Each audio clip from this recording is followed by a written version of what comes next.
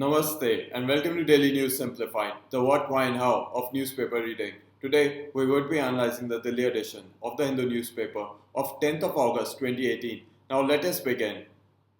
Now we'll begin from page 1, and what we'll try to understand from this article is the election of the deputy chairman of the Rajya Sabha.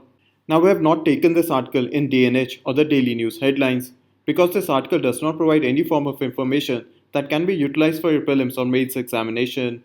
So now let us move forward with understanding the election procedure of the deputy chairman of the Rajya Sabha, and we'll try to understand this from your prelims perspective.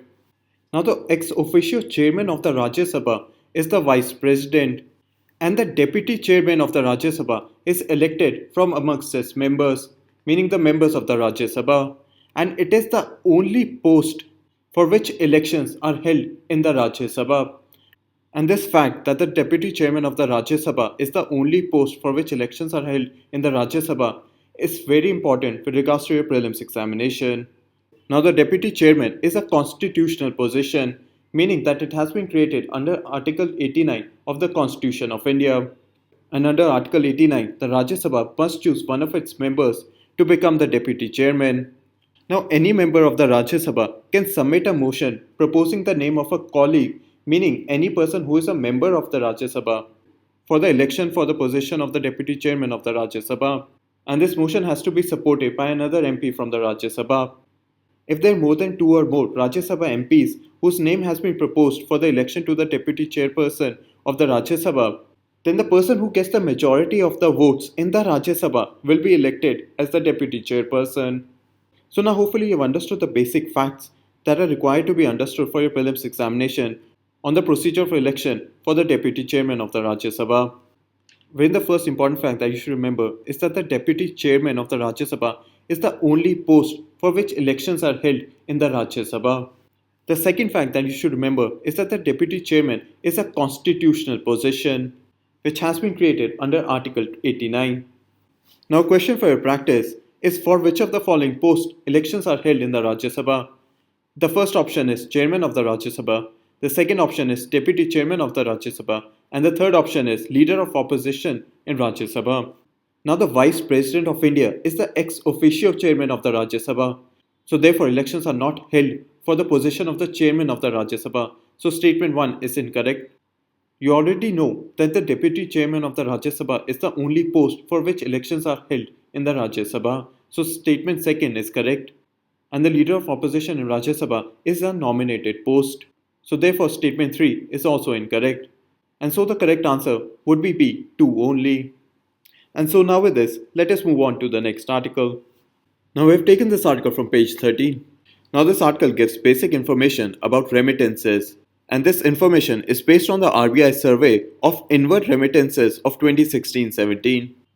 So what we'll do with regards to this article is understand the basic facts about remittances based on this survey, which can be utilized to answer a question on remittances in your mains or prelims examination. Now the first thing that you need to understand is what are remittances. Now remittances are transfer of money by a foreign worker, and this money is transferred by a foreign worker to an individual in their own home country. So in simple terms, it means that if you and me start working in a foreign country such as the United States, Saudi Arabia or any other country, and we transfer money back to our family in India, that transfer of money would be called remittances. And according to the RBI survey on inward remittances, the top sources of inward remittances into India is first the United Arab Emirates, the second is the United States, and the third is Saudi Arabia. While according to this RBI survey, the top recipients of inward remittances is first Kerala, second is Maharashtra, and third is Karnataka. So now hopefully up till here you've also understood that the Indian workers which are working in the United Arab Emirates, United States and Saudi Arabia have been the top sources of inward remittances into India. And hopefully you also understand that the individuals which reside in Kerala, Maharashtra and Karnataka have been the top recipients of this inward remittances. Now apart from this, the RBI survey also gives on how this remittances is being used. Wherein the first major use of the remittances sent into India is of consumption or family maintenance. The second is bank deposits. And the third is investment in property and shares. And apart from this, the RBI survey also highlights the top methods of sending remittances, wherein the first method highlighted in the report is of rupee drawing arrangement. Now, rupee drawing arrangement is a channel to receive cross-border remittances in which a specific Indian bank ties up with a foreign financial company or institution through which a remitter can send money. The second method of transfer would be through SWIFT. Now, SWIFT stands for Society for Worldwide Interbank Financial Telecommunication, and it is an international money transfer system. And the third method highlighted in the RBI survey is of direct transfer. So now hopefully up till here you also understood that the consumption of family maintenance is one of the top reasons for sending remittances. And after that, bank deposits and investment in property and share also become the top usage of remittances. And apart from this, the RBI survey also highlights the top methods of transfer, wherein the most preferred method is of the rupee drawing arrangement, wherein the rupee drawing arrangement is a channel to receive cross-border remittances. And in this, a specific Indian bank ties up with a foreign financial company or institution through which a remitter can send its fund. While the second top method is of SWIFT, which stands for Society for Worldwide Interbank Financial Telecommunications, and it is an international money transfer system. While the third top method is of direct transfer. So now hopefully up till here you understood as to what was the focus of this article. Now apart from this, what you should also understand is a much earlier article that appeared in the Hindu in April of 2018, in which it quoted a World Bank report which said that India is the highest recipient of remittances. So what we'll do is try to revise that aspect of remittances also in addition to this article. Now the World Bank report Migration and Development Brief has shown that India has retained the top position as a recipient of remittances. Now the reason for the growth in remittances. Now the first reason is that there has been an increased economic growth in US and Europe, which have a large number of Indian citizens as foreign workers. Similarly, the rise in oil prices have increased the economic growth of Middle Eastern countries, which also have a very large number of Indian citizens as foreign workers. And the third and the final reason is the strengthening of the US dollar and the euro, which has invariably improved the value of the remittances that Indian citizens send to India in form of US dollars or the euro. Now hopefully up till here you have understood that the World Bank report called the Migration and Development Brief has asserted that India still retains the top position as a recipient of remittances. And this is because there has been an increase in economic growth in the US and Europe. And similarly, because of the rise in oil prices, there has been an increase in economic growth in the Middle Eastern countries, wherein the US, Europe, and the Middle Eastern countries have a large number of Indian citizens working as foreign workers. And moreover, the strengthening of the US dollar and the euro has improved the value of the remittances that the Indian citizens sent home in the form of the US dollar or the euro. So, with regards to this article, what is significant to understand is what is remittances and what are the reason for the fluctuation in remittances to India. So now hopefully up till here you've also understood the information from the World Bank report, and wherein you can use the information from the RBI survey and the World Bank report to answer any question on remittances. Now moreover, remittances and the explanation given in this section would be placed in GS paper 3 within the section Economic Development, and more specifically in the subsection Indian Economy. And so now with this, let us move on to the next article. Now we have taken this article from page 11. Now what this article provides is the various gains or advantages that India got after the US nuclear deal. Now the first gain highlighted in the article is that India got permanent access to nuclear trade for fuel and reactors. Now before the 123 agreement between India and the United States, the nuclear trade of India in fuel and reactors with Canada, Russia, and other countries was heavily regulated. However, after this agreement, India was able to negotiate for permanent or certified access to nuclear trade in fuels and reactors from Russia, France, and others, without having the US opposition which used to exist earlier. The second gain highlighted in the article is that it has improved India's perception as a global nuclear power. The third gain highlighted in the article is that after the Indo-US agreement, India is not targeted by nuclear denial regimes. The fourth gain highlighted in the article is that it has reduced the global pressure on India to sign the Non-Proliferation Treaty and the CTBT. Now, before the 123 agreement between India and the United States and various other countries used to put pressure on India to sign NPT and CTBT so that India can have permanent access to nuclear trade in fuels and reactors. But after this agreement was signed, the United States, which put up the maximum pressure on India to sign NPT and CTBT, changed its political stance and was willing to trade with India in nuclear fuel and nuclear reactors without India having to sign the NPT or the CTBT.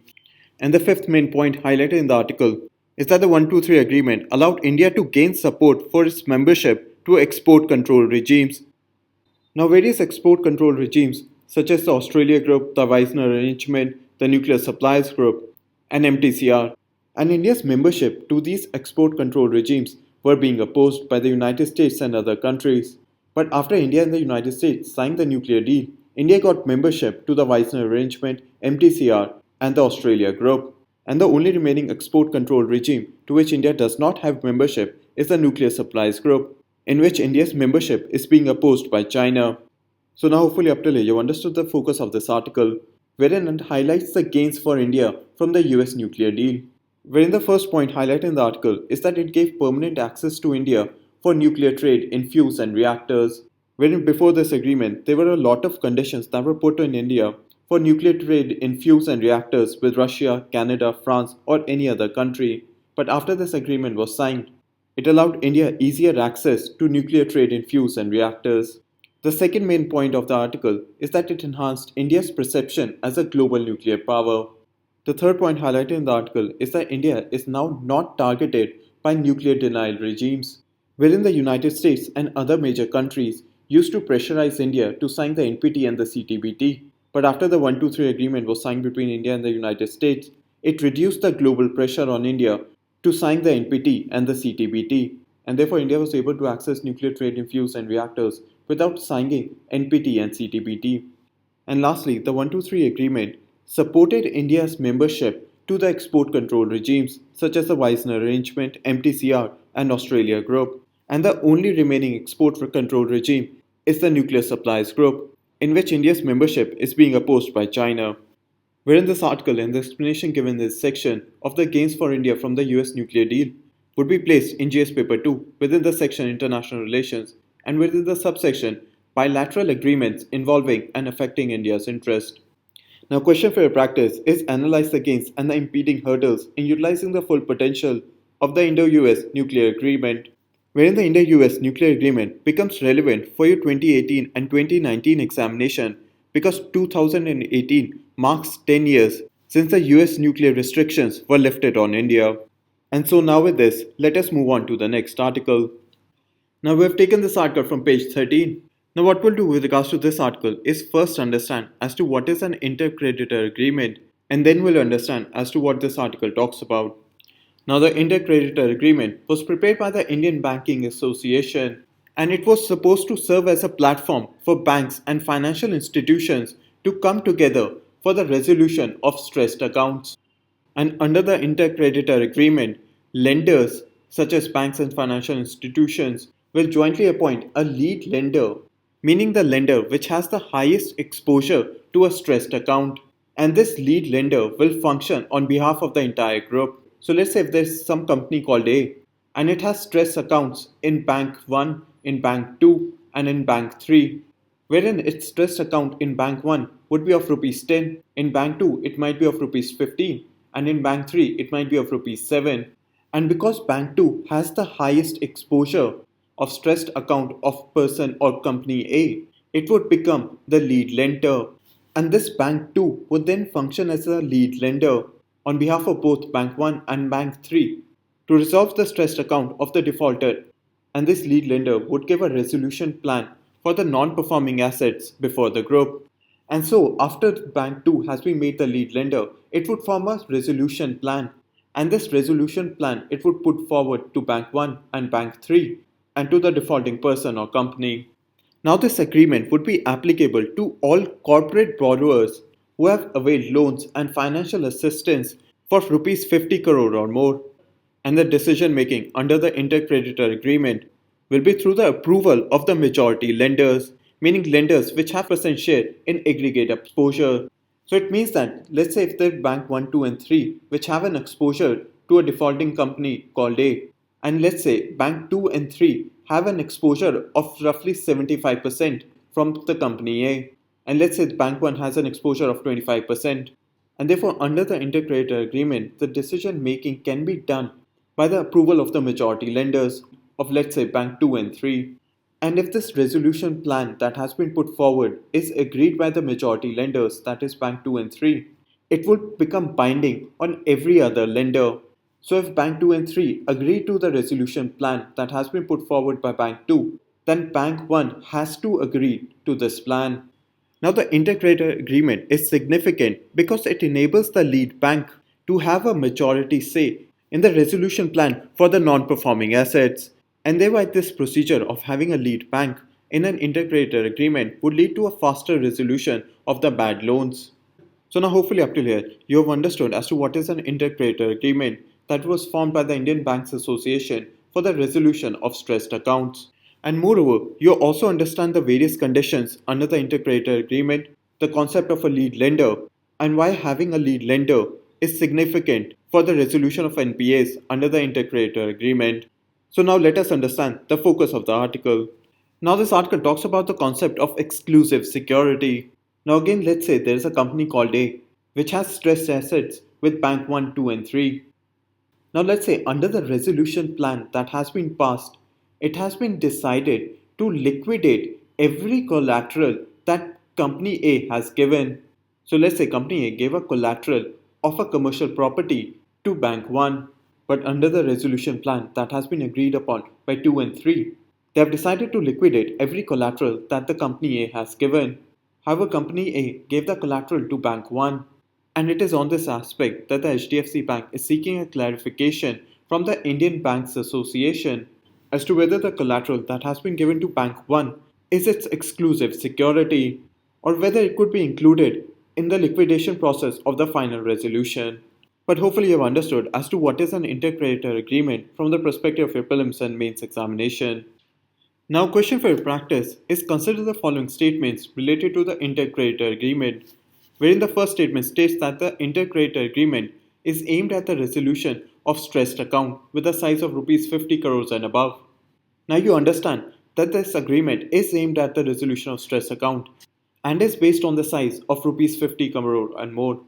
So therefore, statement 1 is correct.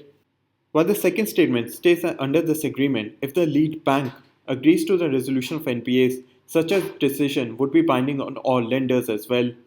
Now you have to understand that this agreement would be binding if lenders with 66% of the exposure agree to it, and therefore statement 2 is incorrect.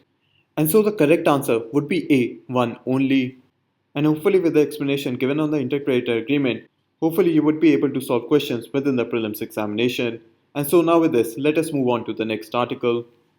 Now we have taken this article from page 12. Now the reason this article is in the news is because the United States government may form a US Space Force. And the purpose of this US Space Force would be first to tackle the vulnerabilities to US security in space. The second objective would be to establish US dominance in space. And the third main objective of the US Space Force would be to counter the Russian and Chinese anti-satellite capabilities. So now hopefully up till here you've understood that the US may form a US Space Force, and this US Space Force currently intends to tackle vulnerabilities to US security in space, establish US dominance in space, and moreover to counter Russian and Chinese anti-satellite capabilities in space. Now you have to understand that this news is currently in transition, and we'll have to wait and see on how the United States government moves forward with forming a US Space Force. And apart from this, what you should look forward to, considering that the news is in transition, is whether it would violate the Outer Space Treaty. Now, the Outer Space Treaty was agreed upon in 1967, and this Outer Space Treaty establishes the principal rules regulating the exploration and use of outer space, wherein the Outer Space Treaty states that space would be used for peaceful purposes. Wherein currently what happens is that many countries, including India, use the space to have dual use technology satellites, meaning satellites which are used for both civilian and military purposes. While similarly, Russia and China have also tested anti satellite missiles. So we'll have to wait and see in which form the US forms its space force and whether it would be violating the Outer Space Treaty.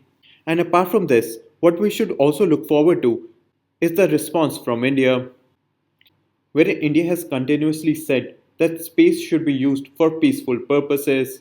And we'll have to wait and see as to what would be the reaction from the Indian government on the establishment of a US Space Force. Now, with regards to your UPSC syllabus, wherein the US Space Force would be first placed in the prelims examination within the section Current Events of International Importance. And secondly, it would be placed in your mains examination in GS Paper 2 within the section International Relations, Effect of Policies and Politics of Developed Countries on India's Interest. But within this subsection, we'll have to wait and see on how it affects India's interest. And therefore, for now, you should understand the US Space Force from your prelims perspective. Wherein a question for your practice is Space Force military branch is sometimes seen in the news in the context of Pakistan, China, United States, or France, and you know that the correct answer is United States. And so now with this, let us move on to the next article. Now we have taken this article from page 7. Now what this article talks about is the Environmental Performance Index report of 2018. Now the reason this report is in the news is because the Environment Ministry has dismissed this report because it has placed India in its bottom ranking. And the reason the report has placed India in its bottom ranking is due to India's poor performance in environmental health policy and also because of the deaths that have occurred in India due to air pollution. Now, previously, questions have been asked in your prelims examination as to who prepares which report. Wherein in 2017, it was asked on the Global Gender Gap Index report. In 2016, it was asked on the Ease of Doing Business Index report. And similarly, in 2016, who prepares the Global Financial Stability report was asked. And it is within this context that I want you to read this article and answer this question as to which of the following organization releases the Environmental Performance Index. And you can leave your answer in the comment section given below. And hopefully, considering that you have understood as to why this report is in the news, we move on to the next article. Now we have taken this article from the editorial page on page 9. Now what this article talks about is the Anti-Trafficking Bill. Now the Anti-Trafficking Bill has already been covered in the DNS of 12th July. And you can refer to this video to understand the Anti-Trafficking Bill. And the link to this video is given in the description section below. And now with this, we come to an end in the analysis of today's newspaper. Now we move on to the question for today.